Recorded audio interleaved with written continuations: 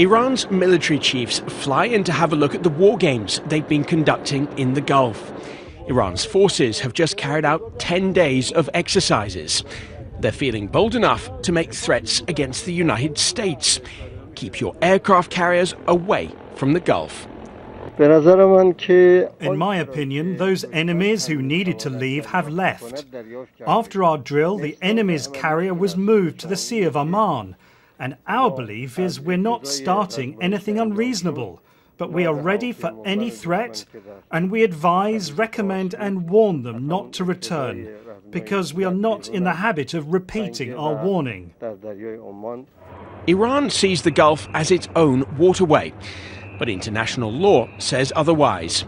The United States says that it won't change its naval deployments to suit Iran's demands. We see these threats from Tehran as just increasing evidence that the international pressure is beginning to bite there, and that they are feeling increasingly isolated, and they are trying to divert the attention of their own public from the difficulties inside Iran, including the economic difficulties as a result of the sanctions. And Iran's government does have plenty to worry about.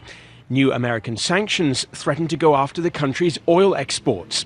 And in recent days, the value of Iran's currency has fallen, events that the government is keen to dismiss.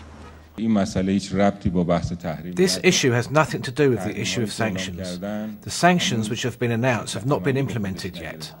Basically, the two countries, the United States and England, which have announced that they would impose sanctions already, had no banking interaction with us.